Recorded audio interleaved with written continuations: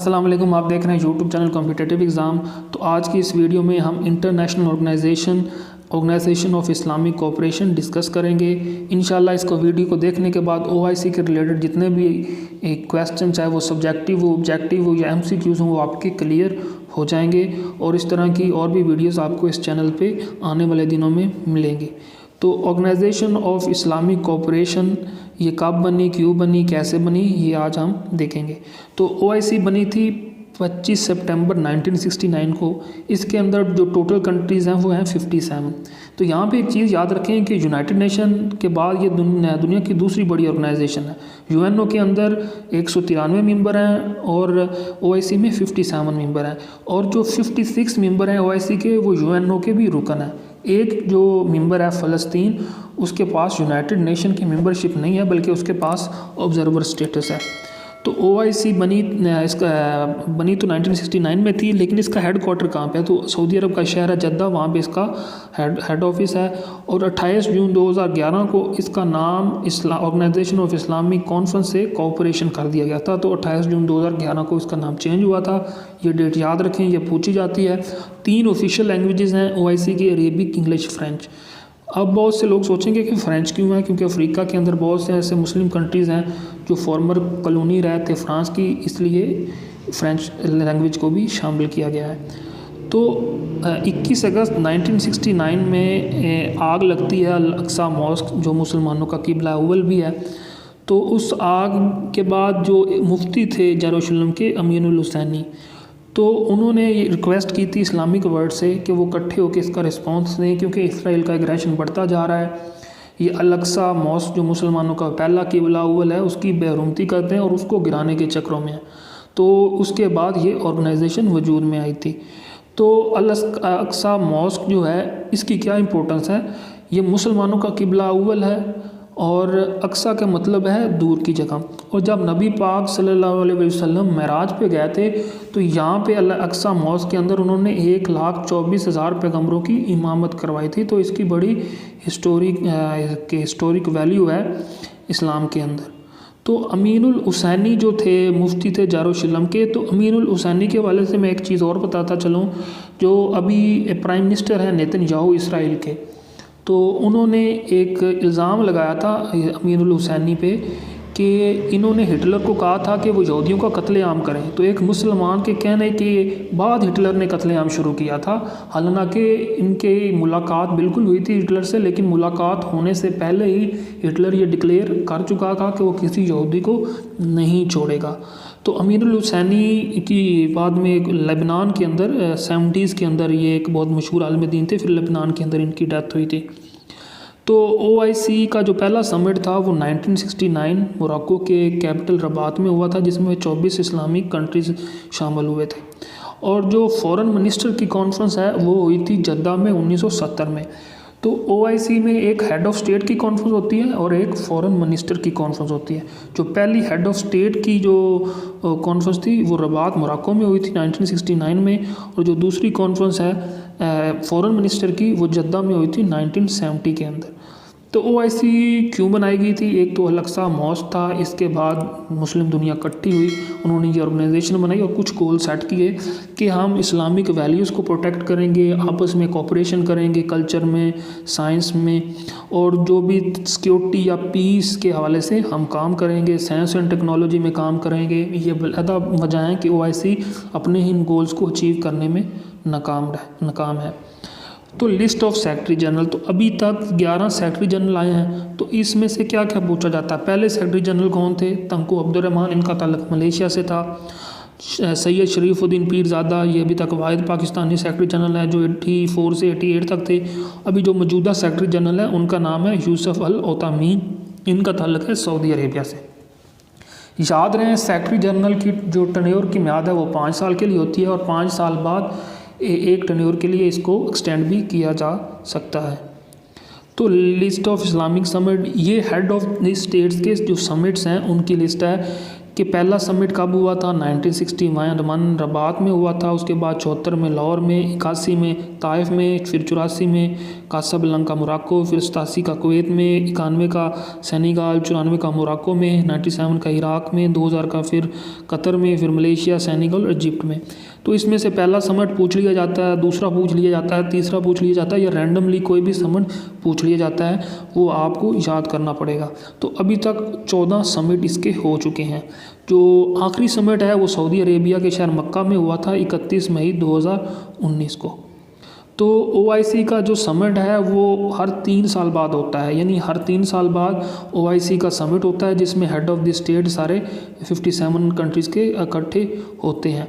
और जो 15वां सेशन है, अगला सेशन जो है वो 2022 में होगा, रिपब्लिक ऑफ गैम्बिया में, ये अफ्रीका के अंदर एक छोटा सा इस्लामिक कंट्री है। तो इसका जो 15th सेशन है वो वहाँ पे होगा। अब एक और चीज़ आप याद रखें कि OIC का जो रेगुलर समिट 3 साल बाद होता है, जिसमें हेड ऑफ़ स्टेट्स आते हैं, उसके अलावा ये एमरजेंसी भी कोई समिट बुला सकते हैं, जिसे एक्स्ट्रा ऑर्डिनरी समिट या एमरजेंसी समिट कहा जाता है। तो अभी तक 7 बार ये एमरजेंसी समिट हुआ है। ये कब हुआ है? पहला 1997 में हुआ था इस्लामाबाद में।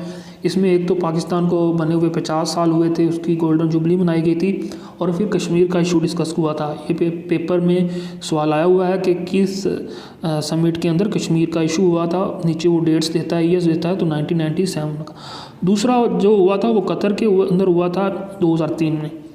तो मार्च, आपको याद होगा कि मार्च 2003 में इशू चल रहा था कि अमेरिका इराक पे हमला करना चाह रहा था। तो उस हमला करने से कुछ दिन पहले मार्च में ये समिट हुआ था इराक इशू को डिस्कस करने के लिए। 4 से 5 मार्च को ये समिट हुआ था, और 20 मार्च 2003 को अमेरिका ने इराक पे हमला कर दिया था, और सद्दाम हुसैन की जो गवर्नमेंट थी वो उसको ख़त्म कर दिया था। उसके बाद अगला समिट 2005 के अंदर होता है। तो इसके अंदर ये कुछ नाउज़ुबिल्लाह कुछ कार्टून बनाए गए थे, holy prophet peace be upon him के हवाले से। तो उस इशू को डिस्कस करने के लिए ये समिट बुलाया गया था। उसके बाद फिर अगला समिट भी 2012 यानी मक्का में होता है। तो उस वक्त जो सीरियन कॉन्फ्लिक्ट चल रहा था, सीरिया के अरब स्प्रिंग के बाद वहाँ पे सिविल वार शुरू हो गई थी, तो उसको डिस्कस करने के लिए बुलाया गया था। फिर इंडोनेशिया के अंदर 2016 में बुलाया गया था। इसमें फ़लस्तीन का जो इशू है उसको डिस्कस किया गया था। फिर तुर्की ने बुलाया था समिट 2017 में। तो इसमें जब ट्रंप ने जेरूसलम को कैपिटल डिक्लेयर किया था, तो सारे मुस्लिम जो हेड ऑफ़ स्टेट्स है ये इकट्ठे हुए थे तुर्की में, और इन्होंने रिजेक्ट कर दिया था कि हम रिकग्नाइज़ नहीं करेंगे कि जेरूसलम जो है एक डिस्प्यूटेड टेरिटरी है। क्योंकि आपको याद होगा कि हज़रत उमर फ़ारूक ने जो है जब फ़तह किया था जेरूसलम को यानी फ़लस्तीन को, तो उससे पहले यहूदियों को परमिशन नहीं थी कि वो यरूशलेम में आए, ना वो रैश इख्तियार कर सकते थे, ना पे उनको परमिशन थी कि वो अपने मुक़द्दस मकामात पे आ सकते थे। क्योंकि उससे पहले ये ईसाइयों के कंट्रोल में था, फिर रोमन एम्पायर के कंट्रोल में था। उन्होंने बिल्कुल बैन लगाया हुआ था कि कोई यहूदी यहाँ पे नहीं आ सकता, ना यहाँ पे अपनी मुक़द्दस मकामात पे आ सकता है, और ना ही यहाँ पे रैश इख्तियार कर सकता है। हज़रत उमर फ़ारूक रज़ी अल्लाह अन्हु ने जब फ़तह किया तो उन्होंने एक कंसेशन दे दी थी यहूदियों को, आप यहाँ पे रैश नहीं इख्तियार कर सकते फ़लस्तीन में, लेकिन आप अपनी मजहबी इबादत के लिए आ सकते हैं, इबादत करें और यहाँ से फिर जाएँ। तो इस एग्रीमेंट की पासदारी फिर बाद में जो उमैया डायनेस्टी थी या अब्बासी थे, या उसके बाद जो ऑटोमन आए थे सल्तनत उस्मानिया, उन्होंने इसकी पासदारी की थी। फिर इन्होंने चाल क्या चली कि जो फर्स्ट वर्ल्ड वार थी 1919 में जब ख़त्म हुई, तो उसके बाद फिर इंटरनेशनल पावर्स ने कहा कि नहीं जी हम वहाँ पे एक फ़लस्तीन स्टेट बनाएंगे। 48 में फिर उन्होंने एक स्टेट बना दी। तो 48 में जब ये स्टेट बनी थी तो उस वक्त ये जो जेरूशलम था ये उर्दन के पास था, कुछ हिस्सा फ़लस्तीन में था, ईस्टर्न पार्ट और वेस्टर्न पार्ट उर्दन में था।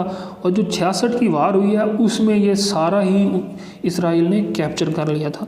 तो ये है इसकी शहर की हिस्ट्री।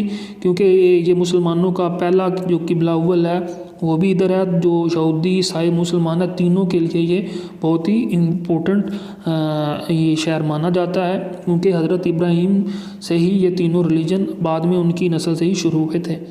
तो जो 2018 का समिट हुआ था इस्तांबुल में 18 मई को, तो उसमें भी फ़लस्तीन का इशू ही डिस्कस किया गया था कि इसराइल के एग्रेशन को किसी भी तौर पे तस्लीम नहीं किया जाएगा। तो ये 7 गैर मामूली समिट, एमरजेंसी समिट हुए थे और ये कोई भी किसी भी कंट्रीज़ के कहने पे ये किसी भी वक्त बुलाए जा सकते हैं। तो जो काउंसिल ऑफ फॉरेन मिनिस्टर्स हैं, जिसका पहला सेशन हुआ था रबात के अंदर 1969 में, तो इसका अब लेटेस्ट जो 47 सेशन है वो 27 से 28 नवंबर नाइजर में हुआ था। नाइजर का एक शहर है नियामी, तो ये अफ्रीका के कंट्री है। तो इसमें जो पाकिस्तान के अंदर समिट हुए थे वो आप देख लें, क्योंकि इनमें से ये पूछ लेते हैं। जो पाकिस्तान की समिट हैं बहुत ही इंपॉर्टेंट है। दूसरा हुआ था 70 में, फिर 11वां 80 में, फिर 21वां 93 में, 34वां 2007 में हुआ था। तो अभी तक इसके 47 सेशन हुए हैं और इसमें के अंदर सिर्फ फॉरेन मिनिस्टर पार्टिसिपेट करते हैं और फॉरेन मिनिस्टर का जो इसका सेशन है वो हर साल होता है। तो आज अब कुछ MCQ डिस्कस कर लेते हैं कि OIC के कितने मेंबर हैं। 57 इसके मेंबर हैं और ये 57 में से 56 UNO के भी मेंबर हैं। फ़लस्तीन के पास यूनाइटेड नेशन की मेंबरशिप नहीं है, उसको ऑब्जर्वर का स्टेटस दिया गया है। तो which of the following is the main objective behind the establishment OIC, organisation of Islamic cooperation. इसका मेन ऑब्जेक्टिव था to promote Islamic solidarity, safeguard holy places. एक तो मस्जिद अक्सा का इशू था, फ़लस्तीन का इशू था।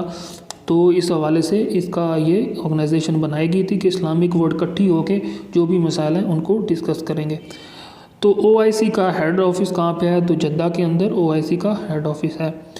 नेम दी पाकिस्तान वो become the secretary general OIC इन 1985। तो पाकिस्तान का सिर्फ एक ही सेक्रेटरी जनरल है, सैयद शरीफुद्दीन पीरज़ादा, जो 1985 में बने थी। सेक्रेटरी जनरल की म्याद होती है 5 साल। 5 साल मुकम्मल होने के बाद उसे एक टन्योर के लिए एक टन्योर उसको और भी दिया जा सकता है। The charter of organisation of Islamic conference adopted in, तो 1972 के में इसका चार्टर अडॉप्ट किया गया था। तो हेड ऑफ स्टेट्स की जो कॉन्फ्रेंस है, जिसमें हेड ऑफ द स्टेट शिरकत करते हैं OIC के जो समिट है, वो हर 3 साल बाद होते हैं। तो अभी जो रिसेंटली हुआ था नवंबर में 2019 में, ये मक्का सऊदी अरेबिया में हुआ था। अगला होगा 2022 में गम्बिया के अंदर, जो अफ्रीका का एक कंट्री है। तो ये हर 3 साल बाद होता है। जो फॉरेन मिनिस्टर की कॉन्फ्रेंस है वो हर 1 साल बाद होती है और इसको जो हेड ऑफ द स्टेट है कॉन्फ्रेंस है, इसको एमरजेंसी बेसिस पे भी बुलाया जा सकता है। What percentage of world population live in OIC states? तो 21% जो पॉपुलेशन है दुनिया की वो इन इस्लामिक कंट्रीज़ में रहती है। When was organisation of Islamic cooperation founded? तो 1969 को बनी थी। बनने की वजह क्या थी कि अल-अक्सा मॉस्क के अंदर आग लगी थी और जो इज़राइल थी उनकी एग्रेशन बढ़ता जा रहा था, बेरहमती कर रहे थे। तो उसके बाद इस वाक़े के बाद ये ऑर्गेनाइजेशन बनी थी। तो OIC के सेक्रेटरी जनरल की क्या टर्म होती है? तो 5 साल के लिए बनाया जाता है और 5 साल बाद एक टर्न्योर के लिए उसको एक्सटेंड भी किया जा सकता है। तो पाकिस्तान कब से मेंबर है OIC का? तो 1969 से ही पाकिस्तान इसका मेंबर है। तो OIC के इस वक्त सेक्रेटरी जनरल कौन है? तो OIC के इस वक्त जो करंट सेक्रेटरी जनरल हैं डॉक्टर यूसुफ बिन अहमद अल ओथैमीन 2016 में बने थे। 2016 से 21 तक ये OIC के सेक्रेटरी जनरल रहेंगे। तो ये थी आज की वीडियो। आपको वीडियो कैसी लगी? चैनल को सब्सक्राइब, वीडियो को लाइक और शेयर करना मत भूलिएगा।